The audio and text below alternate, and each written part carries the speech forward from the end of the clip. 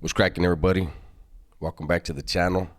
Today is NFL Sunday, but you guys have been supporting the channel so tough that I got to put something out for you guys. Try to put something out every day. Today's video is going to be different. I always say that, huh? Today's video is going to be different. And people stop telling me to stop messing with my microphone. When I move around, the mic's got to move around. That's what I'm doing. So before we get into the video, you guys go over to check out Food and Fallons. Food and Fallons did an interview with Johnny from Pawn Stars at one of Johnny's restaurants. I talked to Johnny for a second. Cool ass dude. Go and check him out, man. Support the channel. Subscribe to Food and Fallons if you're not already. There's a lot of big things coming over there. I know you guys have been hearing that, but it's true. You know, things don't happen overnight. No matter what resources you have, things don't happen overnight. It takes time, and we're working on stuff over there. Now, today's video. I have two stories in mind, but in this category, there's probably more if I think about it. But this one is when people other than Raza run with the Southern Raza. That's what we're going to talk about today. So the first one I'm going to talk about, I probably should wait until Monday for this one, but we're going to talk about it today. There was a white dude. He was from San Diego. A lot of people know this dude, and some people are going to think it's a certain one, and it's not that one. But anyhow, I was in New Folsom ad Seg. This was back before they made the new ad Seg. This is in 96. We're in ad Seg, right? And ad Seg in New Folsom back then was a time bomb. By that I mean you could go back there for whatever you went back there for, and there was always dudes that were gonna need to be whacked. Especially, I've mentioned it before, C facility in New Folsom at the time had a curfew, so there were dudes that would come off a C facility, and we would know, nope, he can't kick it. So we're always whacking dudes back there, right? You know, you could go back there for, possession of a weapon and wind up with an attempted murder on top of it, right? It's how it was back there, you know. And things were very serious. But one thing about ad Seg in New Folsom in the 90s and prior, there were always legends in that ad Seg. They would always house them in 6 block though. We only had 5 and 6 block was the ad Segs. And 6 block was actually only C section, I believe. If you were from down south, you went to C section in 6 block. 5 block, it was A, B, and C section. A section was VCU, Violence Control Unit. All the knuckleheads, they would try to throw an A section. I lived in A section. I believe my cell number was 106. So it was a very serious place. People were not playing. It was a place to learn, you know. Well, so this was back when there was Llavero still, right? One man, you know, he would put his little crew together and they would run the oil. You know, he would have usually 2 dudes, or another cell at least. However the Llavero wanted to do it. And they would discuss all the issues, and they would be in contact with the vatos that were in B facility, right? So one day, the vato comes from San Diego. He comes back down from Pelican Bay Shoe. And this is not normal. This is not a normal protocol. But he came down from Pelican Bay with a huila, and he gave it to the llavero that was in place in 5 Block. And he told him, and it was, that huila was written by a legend and co-signed by a bunch of other legends. And basically it said, hey, respectfully, you've been relieved of your duties. San Diego's here, and he's going to take over. And this is not even a question, you know. So, I'm going to tell you about San Diego. One of the reasons why there used to always be legends in New Folsom is because dudes would catch a case in New Folsom, go back up to the Bay, and the legends would tell them, hey, call, you know, they would give them a list of names, all legends. Call us down as character witnesses. They weren't going to fucking get on the stand and talk.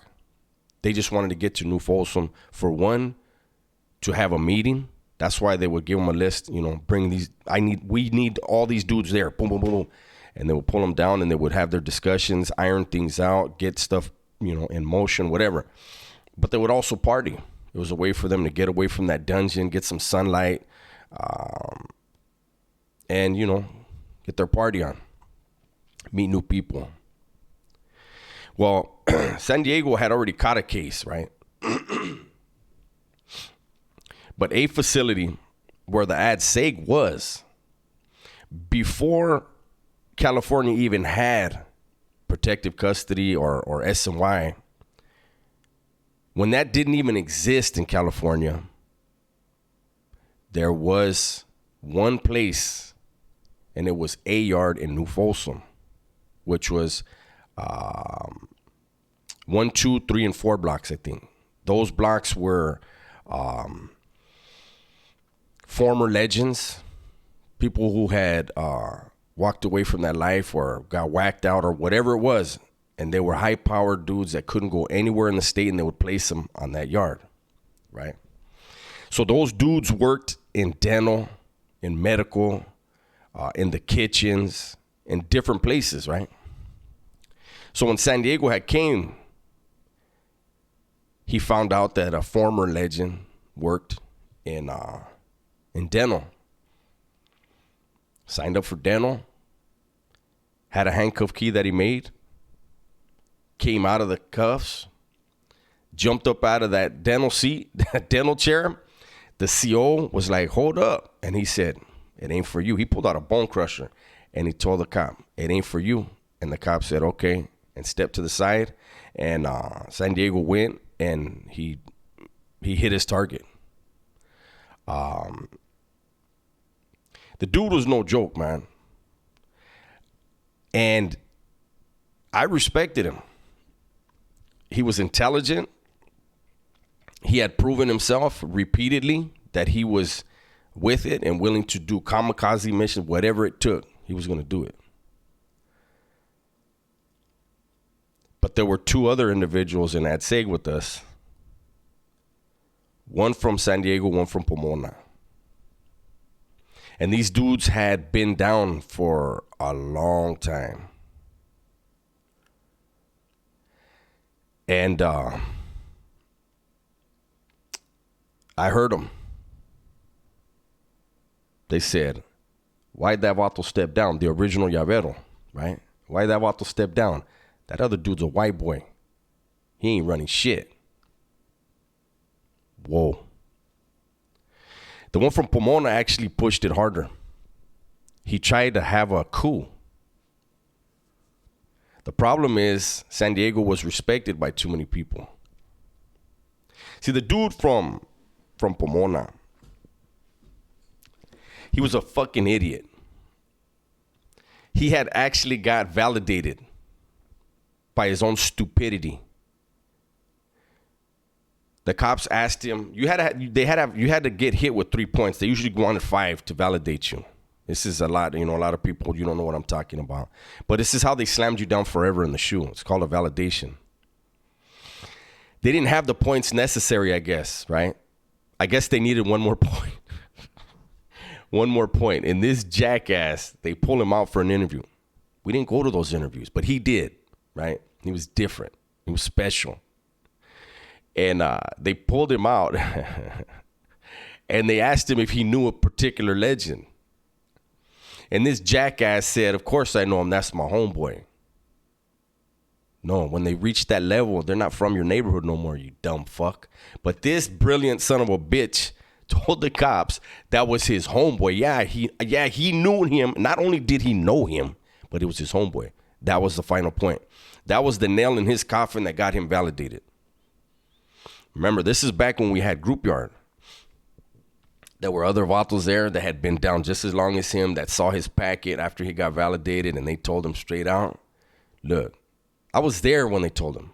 They said, look, Holmes, this packet's going to get you whacked. When you get up there and they find out that your self-admission, you claiming that, you're basically claiming to be that. So they told him, the only advice I could give you is every pegada that needs to be done, every hit that needs to be done in this ad seg, as long as you're here, raise your hand and hit him. You do everything. That way you can say you got validated for violence, because this right here is a bad look for you. You've been down too long. You know better, and you did that. So that's what he did. He didn't whack nobody. He wanted to whack everybody. The thing is he would look for stuff on homies that were inexperienced or maybe not that intelligent, and he would try to build cases against them to whack them. But everybody knew what he was doing. They're like, this motherfucker really is going to get his ass washed up. And so again, when San Diego came, he was in B section.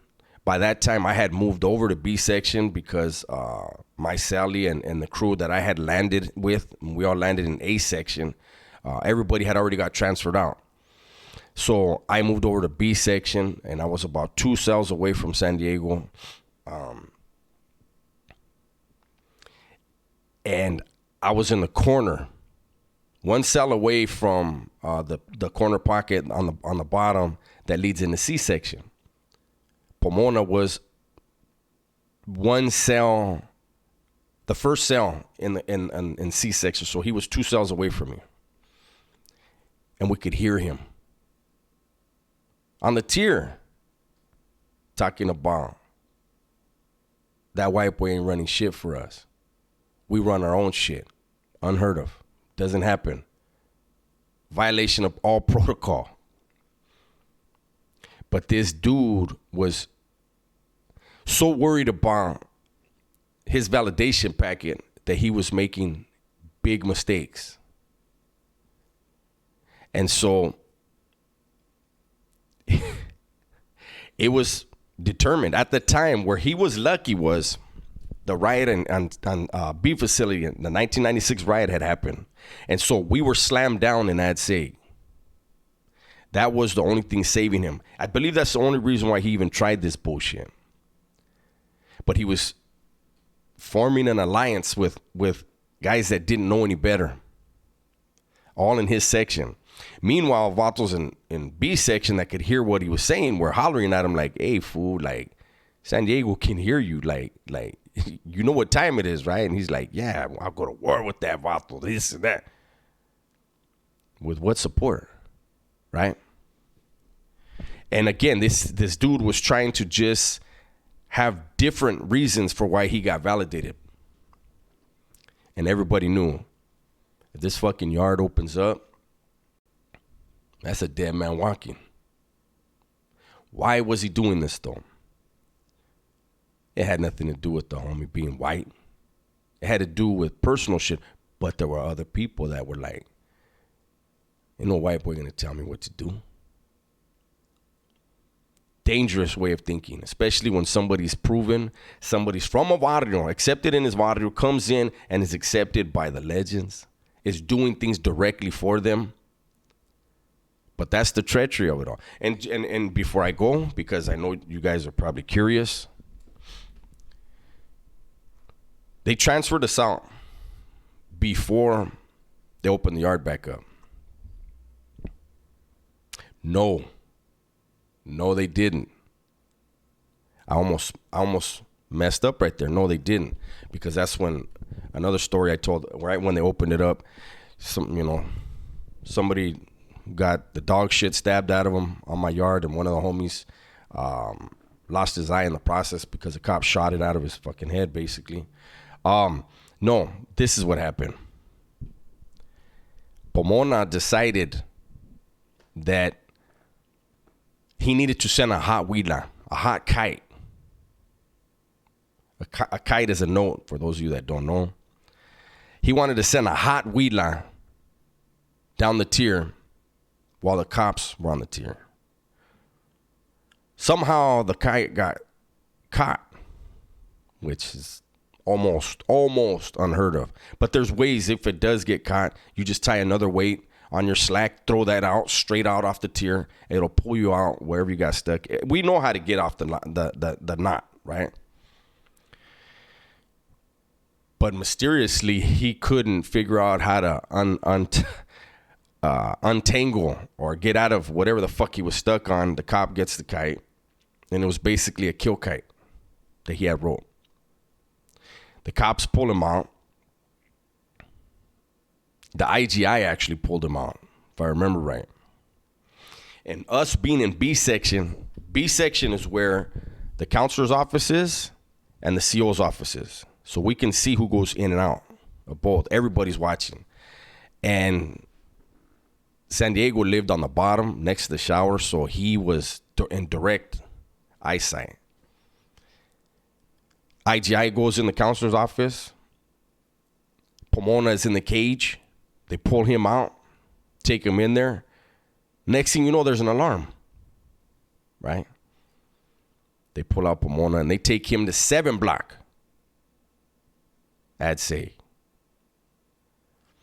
Which, yeah, you could have, Raza from Northern California or Southern California, even whites that were in good standing. You could be housed there for a day, and then they'd move you out of there ASAP because they didn't want you to see who was in there. But they moved Pomona over there. And supposedly what he did is when they went in there to question him over the kite, supposedly he spit on the hura.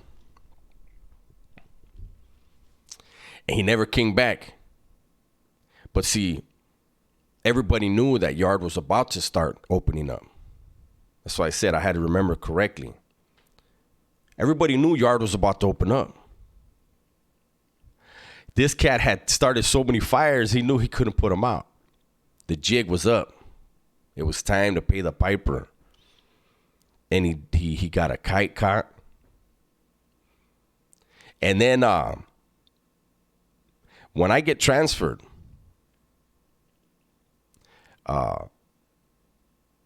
guess who's on the bus with me?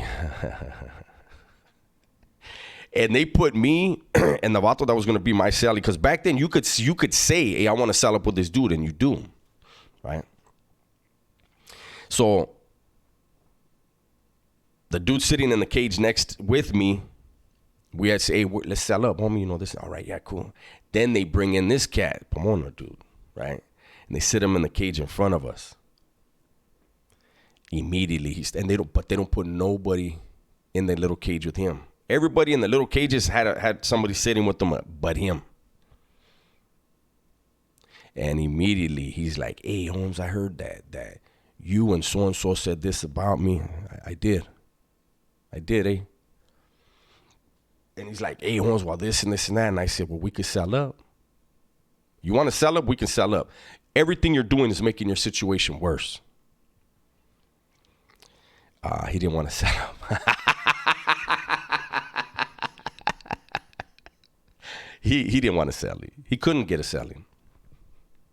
That's just a glimpse into, imagine that, man. Somebody that had that much or that many people blessing him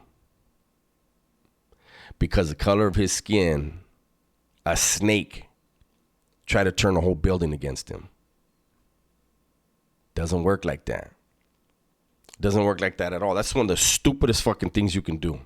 There's a lot of stupid things you can do in prison. But trying to disregard anyone with that much blessing in a place that serious, it didn't pan out for him.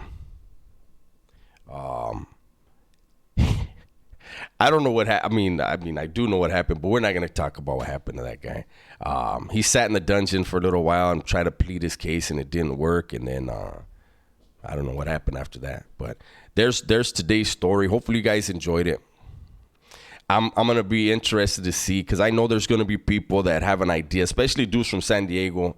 They're gonna probably be in the comments. Was it this dude or was it that dude? I can only think of 2 dudes that they would think it would be. And I think I know which name is going to pop up the most, and that name I'm pretty sure is going to be the wrong name. With that said, everybody, please be safe, be smart, and tell the ones you love that you love them. I'm out.